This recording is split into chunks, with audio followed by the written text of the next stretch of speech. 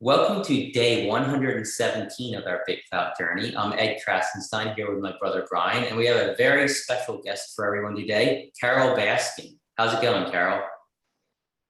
Hey, all you cool cats and kittens. Thank you for having me today. And if it weren't for you guys, I wouldn't even be on BitClout because I had screwed it up from the very beginning and didn't know how to start my next post.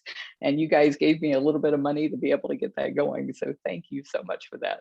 Yeah, so that was a couple months ago now. I guess we met, Brian and I met Carole on Clubhouse, and she was interested in BitClout. She's taken a really keen interest in cryptocurrency, and I know you've done Catcoin, which is basically your own cryptocurrency, and you've also minted NFTs in the past. Is that correct? I have. In fact, the very first NFT that I minted, it sold within 24 hours and it sold for some ridiculous amount of money. I just, I priced it super high, just thinking that it was crazy. And somebody bought it. And so I went in and I made like, I don't know, 5 or 6 more. Not one of them has sold since. So apparently the first one that you do is really important. Yeah, yes. So I agree. I think the first, like an artist's first does the best. And Brian, what were you gonna say? Yeah, and I mean, we were telling you earlier that NFTs are coming to BitClout probably within the next week or two. So that might give you another opening. I'm really excited about that with what you guys told me about it so far. That could be a real game changer. It can be your first BitClout NFT, so maybe you'll do very well with that one as well. You just have to, I got to put all of that creative. But yeah, so tell us a little bit about your experience on BitClout so far. I know you've been active for a couple of months now, and just how have you experienced it? What do you think of the platform? I love the concept as a platform, and I loved everybody that I've met there. People have just been absolutely amazing. You guys, you kind of set the stage for meeting really amazing, nice people. And so by following you and seeing the people that you're involved with, that gave me a really good experience from the get-go. I don't know what it would be like for somebody just coming in, maybe that didn't have that first interaction with you. There's a couple of things that I think are just growing pains that I'm hoping will work out over time. And that is that whenever I have a message and I respond to the message either on my phone or one of my 3 different computers that I use, I can't see it on any of the other devices because it's encrypted. So hey, can I cut in? They actually just fixed that issue last week. So all new messages you will be able to see on multiple devices. Oh, that is great news. That was like, it made it really hard to have a conversation because I'm all over the place on different. Yeah, well, Brian and I share one account, so it was really hard for us because like he'd send a message to somebody, get a response, then I'd go to read the email and I couldn't see any of the responses that he was making. So I'd be like, hey Brian, this person just wrote back, you replied to them, I can't see the message. So we're happy for that as well. I think that one thing a lot of like early adopters are finding is that they get all this engagement from the start and then it slowly trickles down. And I think that that's probably changed once these new features, they're basically redoing the whole front end of BitClout, like changing the look. They're going to launch NFTs. They're going to launch all these other features. I think once that happens, you're going to see engagement pick back up. Have you noticed that though? Well, I noticed a very sharp decline, but I think that's been kind of the nature of how these things have operated in the past, where as soon as if somebody, especially somebody that had any kind of celebrity status to their name, came to the platform, everybody would jump in and buy their coins, which would then race it up. I was a millionaire for like a day and a half. And then and then they sell out. I don't know what they do with their coins after they sell out. Maybe they put them into the next person to keep building their stash. It seems to be like a whole industry of people that are using it for that purpose. And so I could see how if somebody was valuing themselves based on what they saw their coin price being, that they could feel a euphoria when they started, and then like all of a sudden when it starts going down, it's like, oh no, what am I doing wrong? What's wrong with me? And it's like, no, this is just the game that it plays. So I think by having other things that will give people a reason to keep coming back and to getting more involved with the creators, I think that will make a huge difference in making the creators want to stay there. Yeah, you've been very consistent on the platform. Like you don't really take long breaks, and I think that's good, and I think that's benefited you on the platform. A lot of influencers come on, they're really active, and then they don't get that much engagement certain days, so they end up leaving the platform altogether and don't come back for like 60 days or haven't come back yet at all. You've been consistent, and I think that's going to pay off in the long run for the influencers on the platform who do stay consistent, because they're going to build a following on the platform that way. And if and when BitClout does go more mainstream, and when I think NFTs are going to bring more people onto the platform, because I think celebrities are going to come on to mint NFTs and kind of so that they can give back to their coin holders and their fans when they sell them. So I think we're going to see an influx of people come on, and the people who were active and who were consistent over the long run, I think are going to have the most to gain. What is unique about BitClout is one of the things that makes it hardest for me. And that is that because of all of the things that I'm involved in, as far as trying to get a federal bill passed to protect the big cats and working on the internet streaming cameras and trying to protect cats in the wild using that kind of technology, that ties up so much of my time that I've never had time to devote to social media. So the way I do business is every time a new platform comes along, I'll jump in, I'll start it, I'll get it seeded, I'll get it going, and then I'll either turn it over to one of our volunteers or one of our paid staff to continue to do it. And you could do that with BitClout, but I don't see a way that you could do that with BitClout and protect your seed phrase. Yeah, exactly. And so yeah. if it's both the good thing and the bad thing. The bad thing is I can't hand it off, which means it's going to be neglected if I have to do it. And the good thing is that you're really dealing with that person and you're not dealing with a team of their staff. So Yeah, I can see both sides. That's a good point. There are developers working on solutions where you'll have like a secondary seed phrase that you can give permission to, I believe. So like in the future, there's going to be ways to be able to do that. It's just so early in the game right now that I think that there isn't a solution quite yet. And I think it might be a bad idea because it's the one place where when you engage, well, that Clubhouse, in both of those arenas, you're engaging with the person that you really want to engage with, not with a staff member or a volunteer. So I can see pros and cons. Yeah, definitely. And that's a really good point. I think that like it's so authentic. I think that people on BitClout are so authentic because that they're not handing it off to somebody.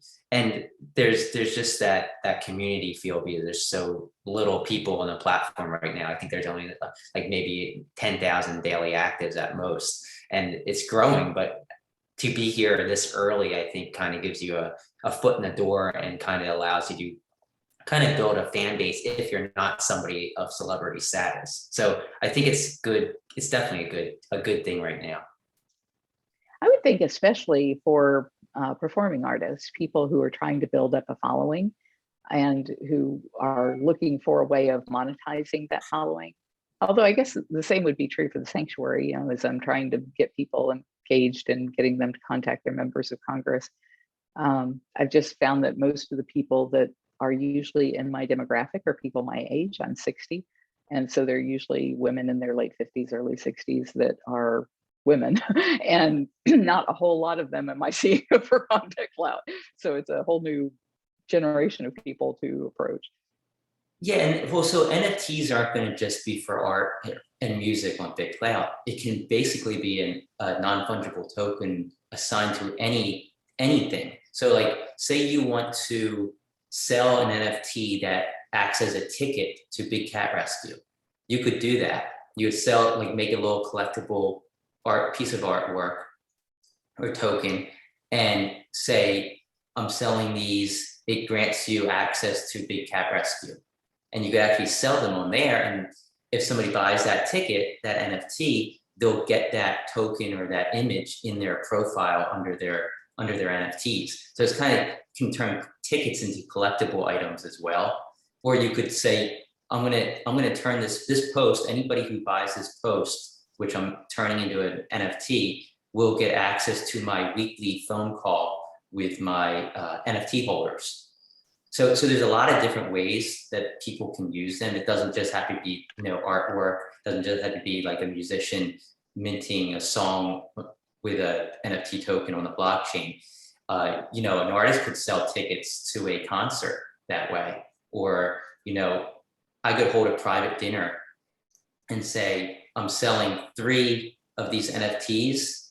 The 3 highest bidders will be invited to my private dinner. So there's a lot of different things that people are going to be able to use NFTs on BitClout for that they couldn't use NFTs for in the past on other NFT platforms.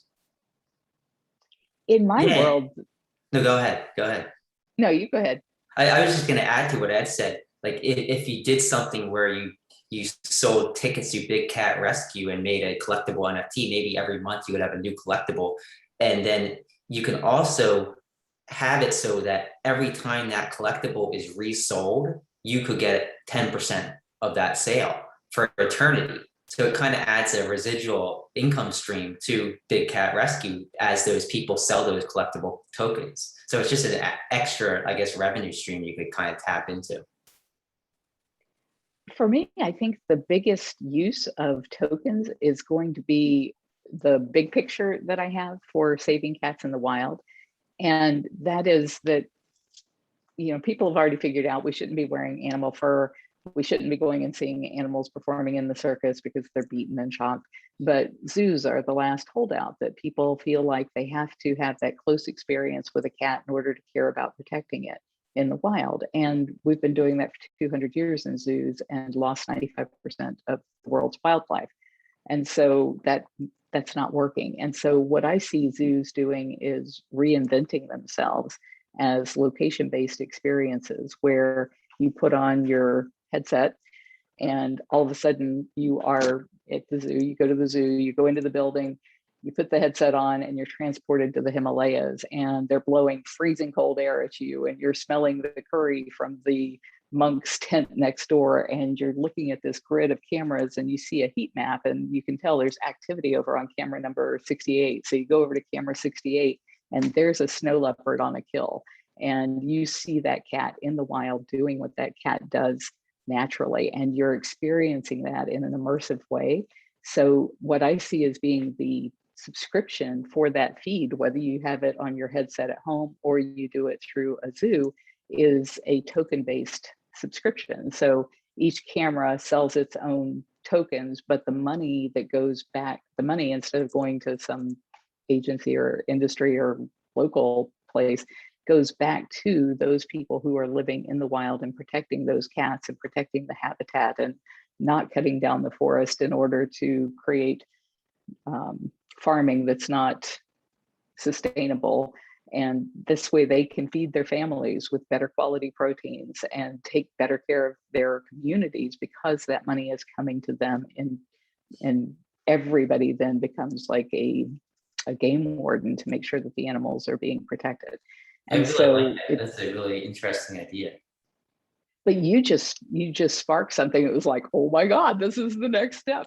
So if those tokens can be sold and resold, it gives people who are early adopters of this a reason to want to buy tokens to as many of those cameras as they possibly can, so that when they resell those tokens, it creates a monetary stream for them as well, if they can get that, a 5% or a 3% kickback from it.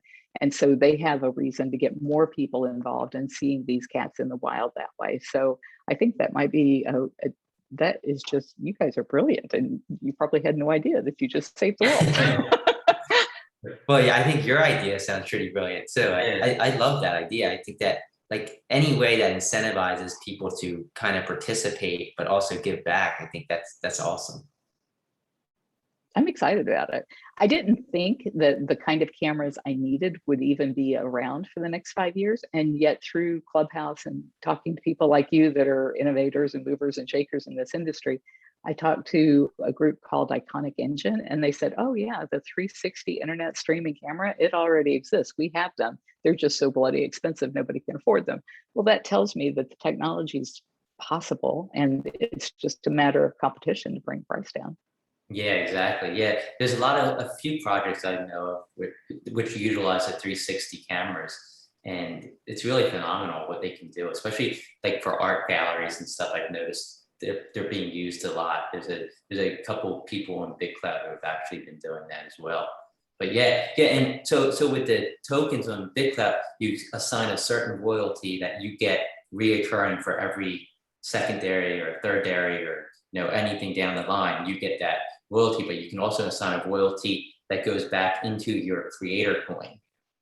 So it kind of sets a floor on the value of your creator coin on BitClout.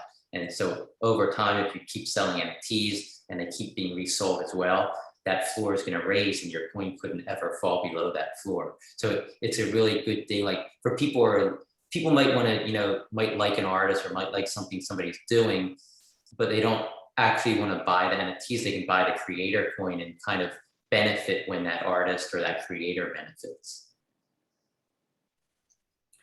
That's really clever. Really clever.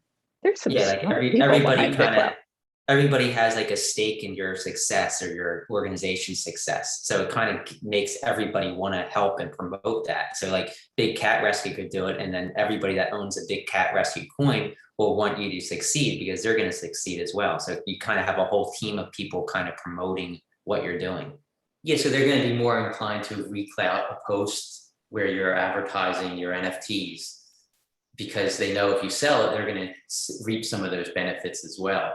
So it kind of brings the community full circle together in the whole NFT creation and selling process, I think. Wow. Oh, I can't wait. Can't wait. Yeah. Are you guys going to do your own? Yeah, we have a few planned. We're trying to get them in the showcase. I think when they launch, they're going to have a showcase of some of the stuff that's ready now. So we applied. I know a lot of people are also applying to be in that showcase, but yeah, we have a cool little project where we're making trading cards of people on the platform. They're like parody cards, and we're also just doing like an introduction of BitClout NFT. I can't really explain it. You'd have to see it, but it's something we're pretty excited about as well. But yeah, I think there's a lot of artists on BitClout who are looking forward to it, but also just creators in general who just have these ideas of how they can tokenize themselves in different ways, like whether it be an event or a meeting or a Zoom call. I think there's going to be a lot of interesting ideas that come about. So how's Big Cat Rescue going? Are you still closed? I know you were closed due to COVID. Yeah, we are still closed. Before I get off on that, are you able to use NFTs from other sources? Like I have them on OpenSea and Rarible and that sort of thing, or are these only within No, the BitClout? so you have to be minted exclusively to the BitClout blockchain.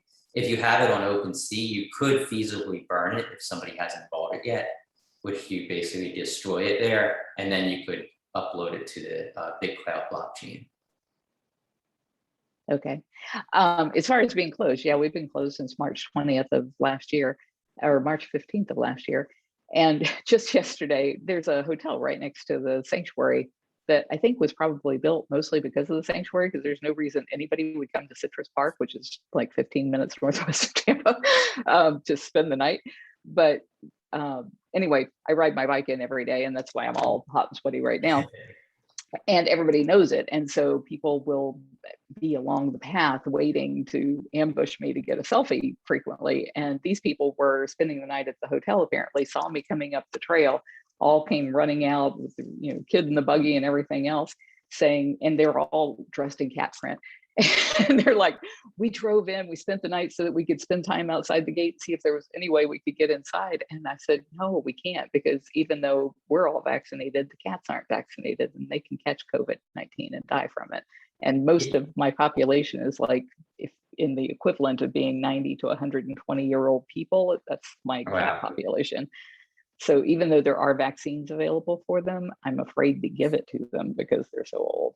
Yeah. So I had to turn the people away. And I thought, gosh, I mean, that people would drive in and spend the night just on the hopes of being able to get in really tells you how much people want to be able to see the cats. And so we have all of the well, not all the cats, but we're putting in like 46 cameras around the property. And we have over a dozen that are live 24/7 currently, but they're not 360 cameras. So they only have like, when the cat walks in front of the camera, you see it. But it shows me that there is a huge need for that, because people everywhere want to experience wild animals. They can't always do it because of all kinds of things, including now pandemics. Yeah, it's funny. My 11-year-old nephew's coming to visit in like a week, and he's like, "Oh, can we go see the cats?" And I'm like, "It's shut down." So he's like so upset. But I'll tell him about the website. He can go to the website and check it out. Wow. Sorry. Yeah. So how I have to ask this, the whole Joe Exotic thing about him being resentenced. Like, what are your thoughts about that?